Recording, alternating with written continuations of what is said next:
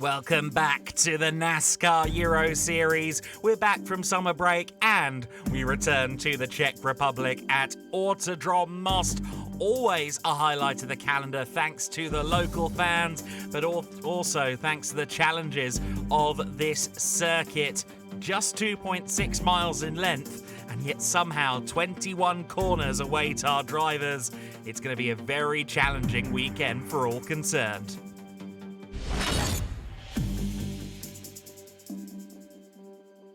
Well, so far this season, it has been a close-fought thing at the front of the NASCAR Euro Series points proceedings. Paul Giffreau got a great start with a victory in race 1 of the year, followed by a new winner in Thomas Chrysonis at Valencia. Round 3 was a continuation of the good form from the number 3 RDV competition driver Giffreau, notching up his second win of the season. That was followed up by the defending champion, the PK Car Sport number 24 pilot, Vittorio Garelli, on home turf, claiming his first win of the season. Something that he wants more of coming out of summer break now.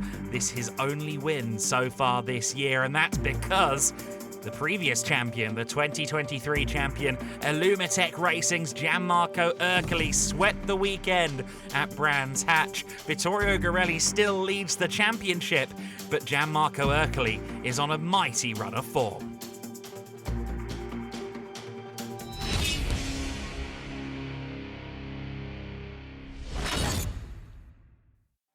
And that run of form for the number 11 driver translates into a pole position for round 7 of the season. It's Saturday afternoon at Most, and he's got some company that he's not had before on the front row of the grid. Promotions BS Plus competition back driver Garrett Lowe making his first appearance on the front row. Could he convert it into victory? And what about Martin Dubek on row 2? Dubek on his home turf looking for a good run.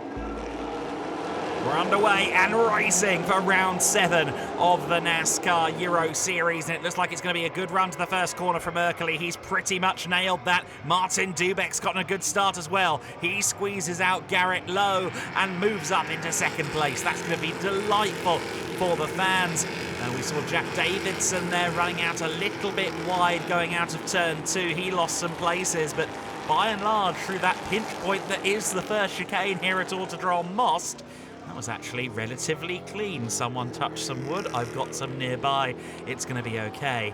Fabrizio Armetta getting a good start there for club competition. He's up in the top 5, I think, there, just ahead of Paul Giffreau as everyone else works their way through the order. Indeed, it is Armetta in 5th place there in that 55 car. He's just behind Thomas Chrysonis in 4th position. Garrett Lowe retaining a top 3 place at the moment, and of course he's yet to have a podium in the NASCAR Euro Series in this, his debut season.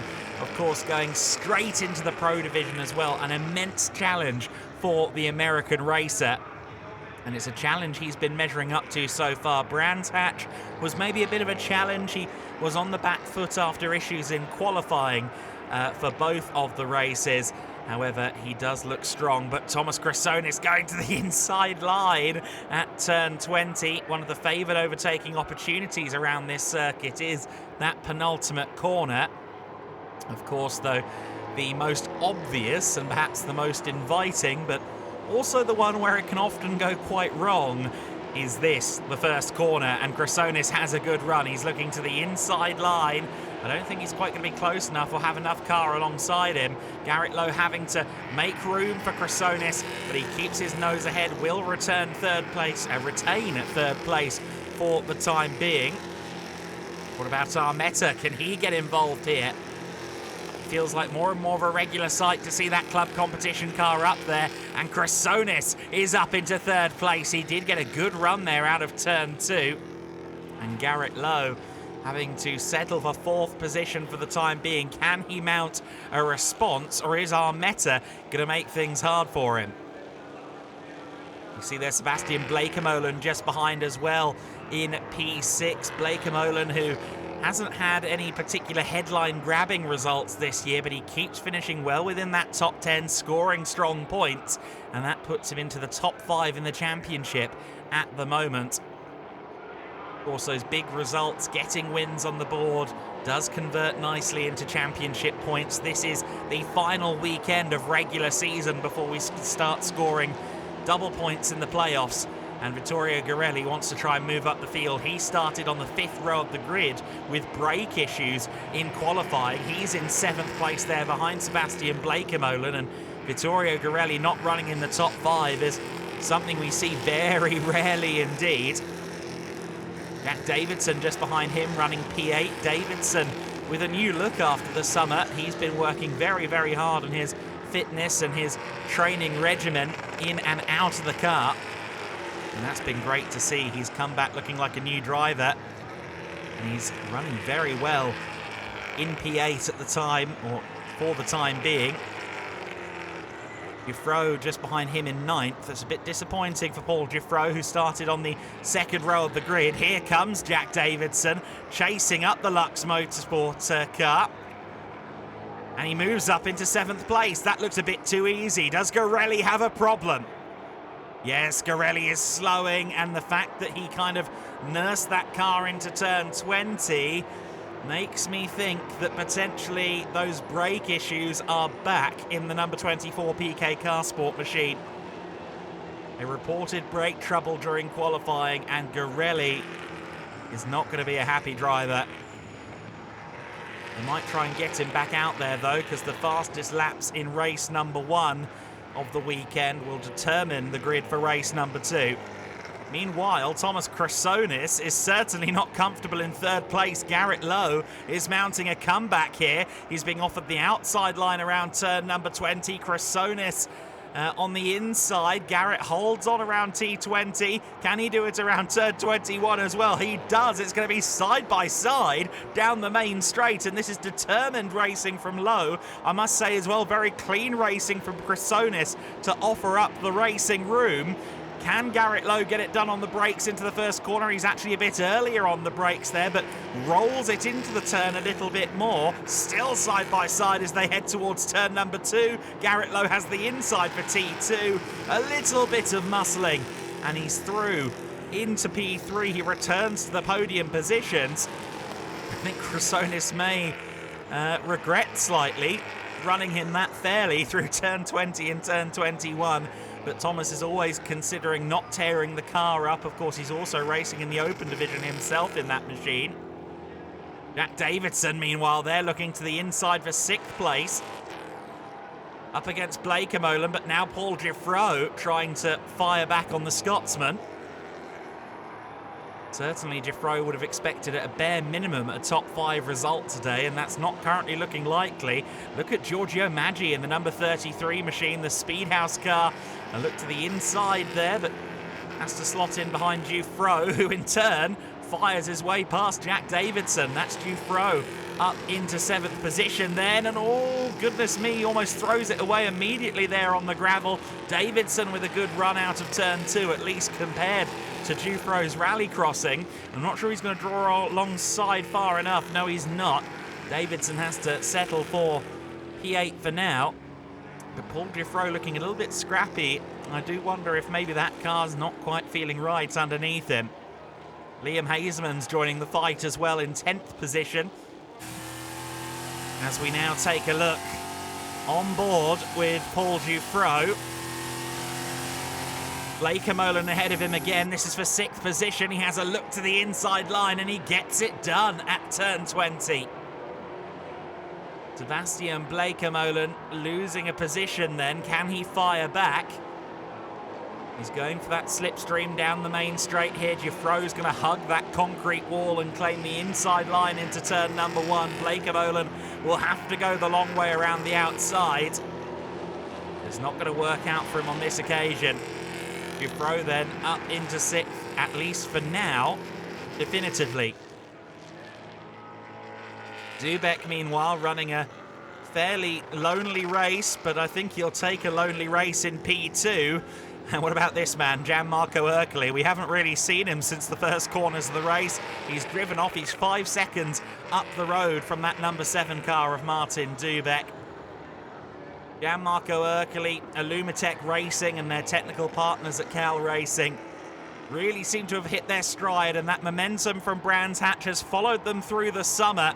Gianmarco Ercoli wins the race from Dubeck, and it's a first podium in Pro for Garrett Lowe. Chrysonis and Armetta round out the top 5.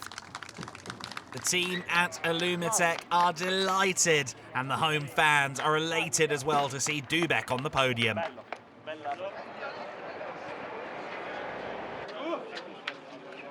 Yeah, Gianmarco Ercoli, winner of the Pro Race, 3 wins now in a row, and you're back in the title battle. Girelli had issues, but he posted what I saw, one of the fastest laps, so for tomorrow he has a really good starting position. But talk me through the race and also the emotions you're going through right now.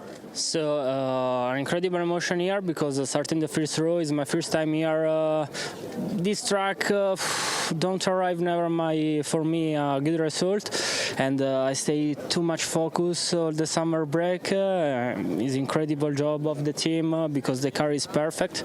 Only a little bit problems in the end of the race, but I'm incredible happy for the result and for the position of tomorrow.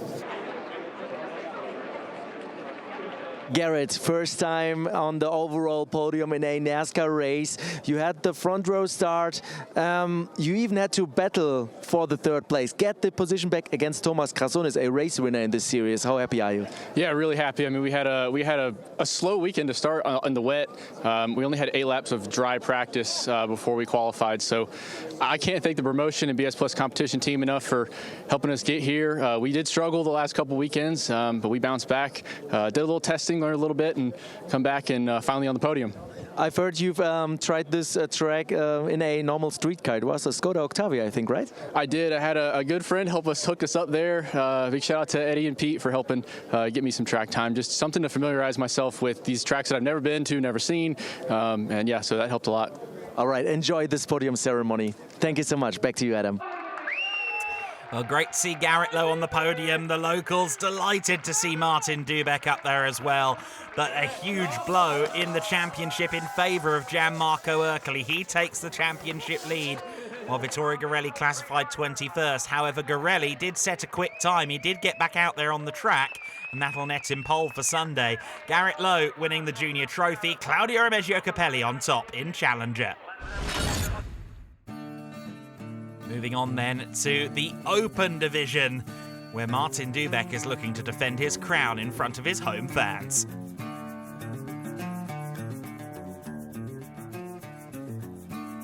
It's been a strange season so far in Euro NASCAR Open. It's sometimes felt like a division that no one wants to win. However, it was a remarkably good start from Thomas Chrysonis with his new team PK Carsport.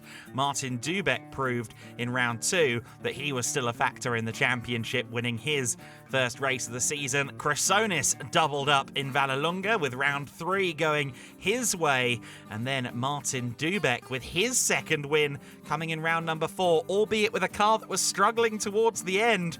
It didn't even make it to victory lane, but Dubeck still looking strong going into Brands Hatch. And when we got to Brands Hatch and American Speedfest 12, well, there was rain on Saturday, there was lots of drama on Saturday, and a new winner emerged. Melvin de Groot, the Dutch giant, had a great race in the pouring rain, was side by side for the victory with Thomas Toffel, and it would be Melvin de Groot that came out on top of this dice in the treacherous conditions, and that would also grant him the championship lead. In the second race of the weekend at Brands, Jordan O'Brien, the newcomer to the NASCAR Euro Series, briefly led the way, but Martin Dubeck claimed his third victory in round number 6. Melvin de Groot, though, is still championship leader.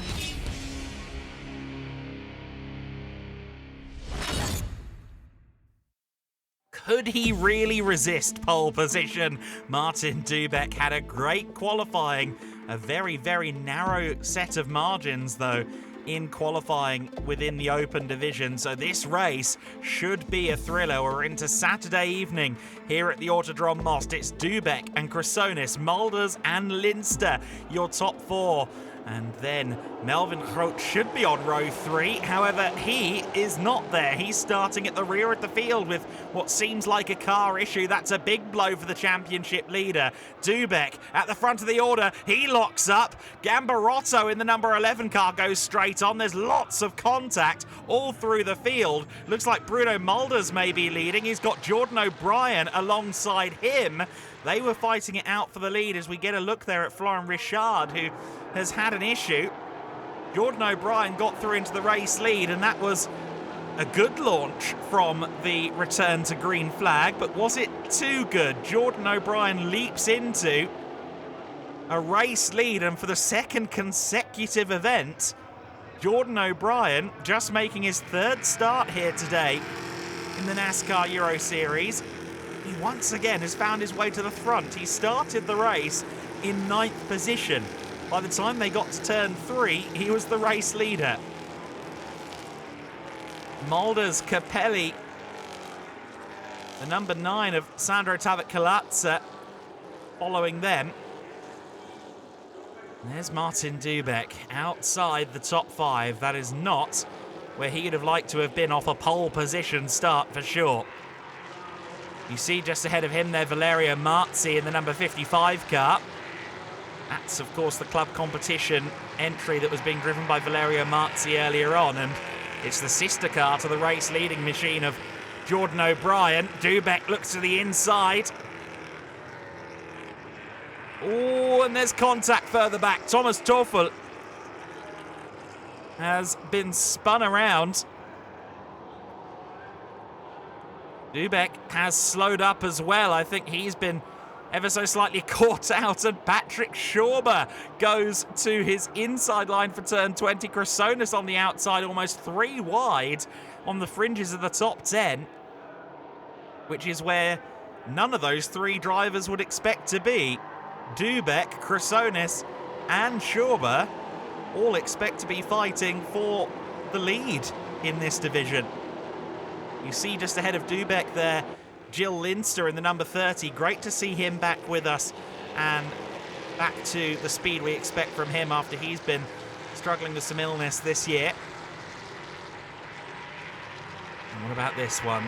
Bruno Mulders, the young newcomer in his first season of car racing, has consistently impressed. He's been a name on a lot of people's lips in the paddock this year. And here he is, eyeing up the potential for a first win in the NASCAR Euro Series. He's pursuing Jordan O'Brien.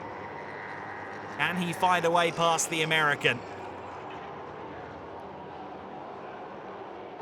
Dubek having a look to the inside there further back, and Mulders fighting it out here with O'Brien. Has to be careful about Capelli. Capelli gets a good run out of 2. Capelli, of course, the Legend Trophy driver, though vastly experienced side by side as they turn into that second braking zone and the subsequent apex, but still no way through for Claudio Remeggio Capelli. O'Brien is loving this, of course, because they're fighting each other. They're kind of getting in each other's way, and that's allowing Jordan a precious few car lengths at the front of the field.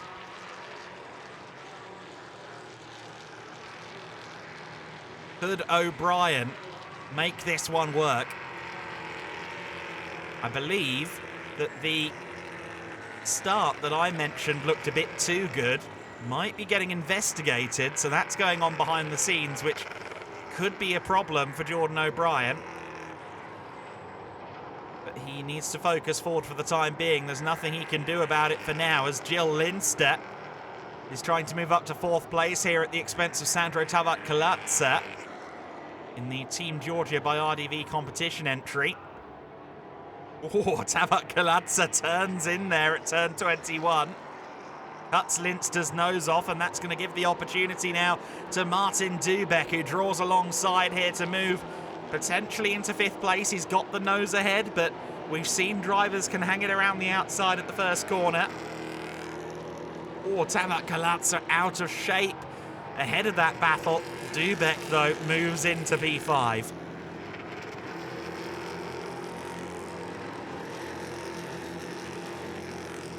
Can he now dispatch that number 9 car for P4? Again, this really isn't the race that he'd have wanted from pole position on his home turf. Given he was on the fringes of the top 10, he's done well to get back up as far as he has. And it's these kind of days where championships are won. If your worst days still involve a top 5 and everything's okay. He has, however, had some dramas, some non-finishes this year already. After round 8 of the season tomorrow here at Most, he will be able to drop his worst score. Going into the double points playoffs, he has a look there to the outside of Sandro Tabat-Kalatsa, locks it up though. Be careful not to flat spot the Hoosier tyres, of course, because those tyres did qualifying earlier, and they will be doing the race on Sunday as well, the same set of tyres. So you need to nurse them a little bit. Martin Dubek trying to find a way to the inside there of Tabat-Kalatsa, and looks like he may have done it there with perhaps a little bit of a nudge. He's moved up into 4th position. And can Linster now try and find a way through into 5th place? What about Thomas Chrysonis? He's getting involved in this one as well. There's some smoke there for Bruno Mulders. Now, is that tyre rub or is that something a bit more significant? It's clearly something more significant. Did a tyre go down or was that suspension failure? It looked to me more like the latter, but the result is the same. Bruno Mulders, who was fighting for the win with Jordan O'Brien, has found the barriers at turn 18. And thus his bid for victory comes to an end. Capelli and Dubek are fighting it out for what is now 2nd position. With Mulders and his demise. Dubek to the inside line. Oh, and he's just about found room there. Capelli, an uncompromising racer, just left the door an iota open, but he is going to try and retaliate if he possibly can. And Jill Linster could be a factor as well. He'd love a podium after skipping Brands Hatch. Jordan O'Brien with Mulders out of the race is now well clear. But Dubek and Capelli fighting for P2.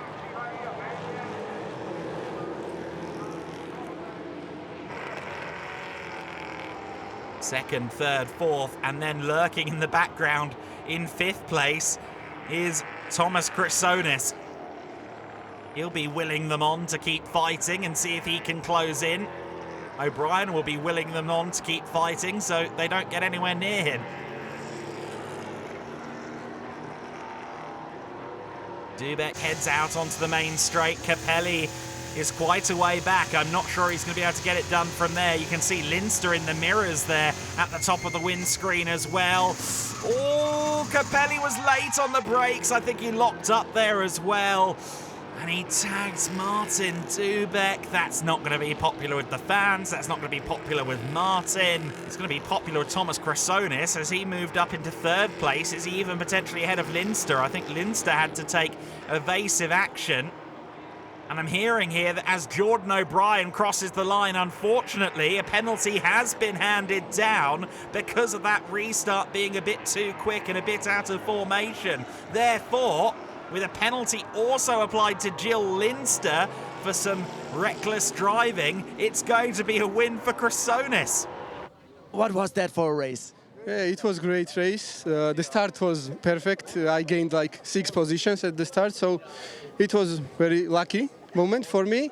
But then car started some problems with brakes, and I had to little bit slow down to finish the race. But still lucky. There in the first turn 2 cars retired, so it's very good to be on the main podium. And let's try tomorrow for the better results. Tabat-Kalatsa moving up to P3 as well, big for him.